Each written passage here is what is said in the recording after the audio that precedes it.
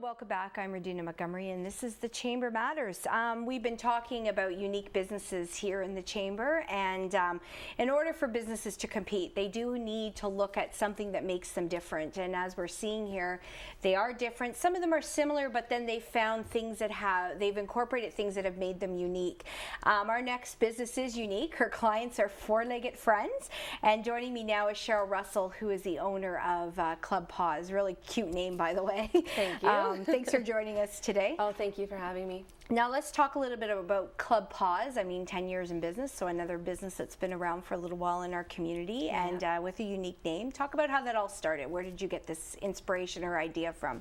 Well, honestly, it came from our four-legged family member, Ollie. I was in the corporate world, my husband was in the corporate world, and we decided to get a puppy, and we did what everybody does. We don't research our ideas or our plans, or what are we going to do with the puppy when we're at work, what are we going to do when we travel. And he came into our life and just stopped us cold. And we thought, you know what, he can't go to a kennel. It was not an option for us. Kennels have their place, but not for everybody and not for every dog. And we really felt there was a need for an alternative. And we struggled. We didn't know what to do with them when we would travel. And it all kind of came about the idea of everybody wants their grandparents to look after our children. Yeah.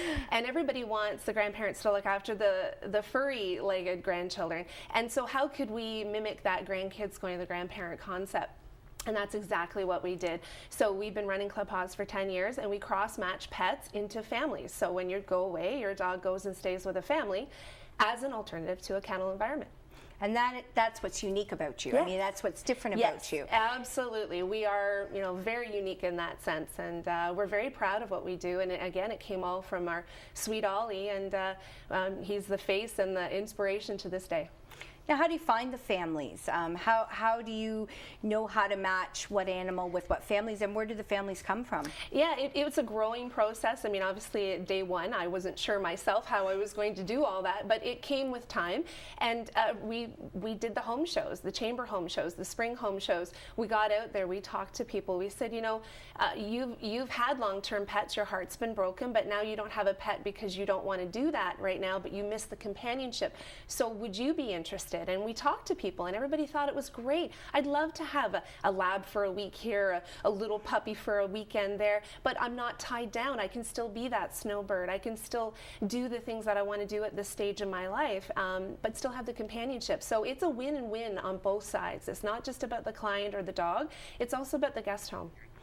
How do the dogs take to that They love it. situation? They love it. They love it. There are certain processes that are important. It's like when you drop your child off to daycare or to grandma's for the first time.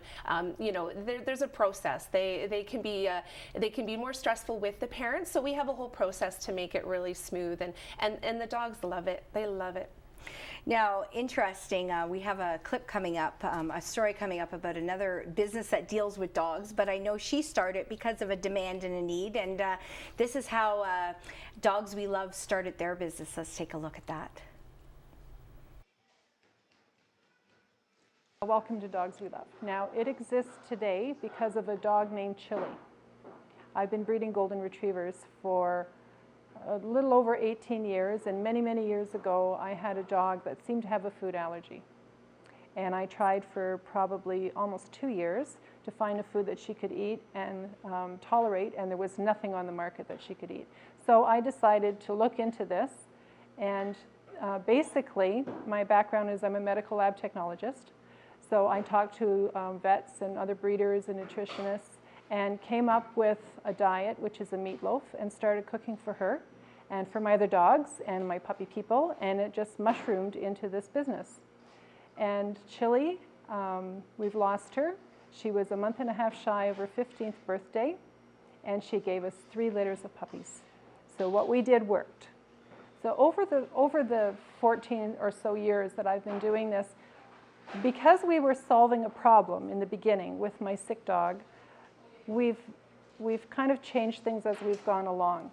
So first we started off with the meatloaf, and then we had customers who lived further away because we're very unique in southern Ontario, and people were coming a great distance, especially in the wintertime, and they wanted to make their own dog food. So rather than selling them the finished product, we were so busy we couldn't keep up. That was one of our major problems. We decided to package the dry mix because everything else they could get from the local grocery store. The hamburger, the carrots, the potato, the eggs. And that was one of the first things that we did. Then if you are feeding your dog a fresh, natural dog food, you want some good cookies too. So the stores, we have the one in Orangeville and now one in Collingwood, are also bakeries. And we were making cookies, but then people wanted to make their own cookies. So we decided to package the cookie mix. So everything has revolved as a need. We also sell the meat now for people who want to make their own dog food. We sell the pans because we buy them by the thousands. They wanted the same pans, the same meat, the same mix, the same recipe. It's all worked out very, very well. And you know, hopefully we're feeding as many dogs as we can a very good diet. When I opened my first shop, which was in the heritage section of Orangeville, this is the second shop that we've had now. It was much smaller, and it took me about 2 months to finish it. I had to repaint the lime green walls, and we had to get the electrician in and the plumber in. And I remember them asking me at that point, "Are you going to be able to make a business out of this?" And I said, "I certainly hope so, because there are a lot of hungry dogs out there." We are unique in that we make it and we sell it. So it's fairly affordable. It is more than buying a bag of dry kibble from one of the big box stores. But if you have a dog that is ill, it is more affordable to feed our product and have a healthy dog than to spend many, many dollars at the vet clinic and have an unhealthy dog. What gives me joy? If I have a rough day, what gives me joy is grooming my dogs. I get the dog up on the grooming table and I start brushing or grooming one of the cats because I breed Norwegian forest cats as well. And when things get really rough, I just go to a cat show. But you know, I have a lot of really good people behind me. And if I'm having a bad day, somebody else sort of picks up the slack and carries on.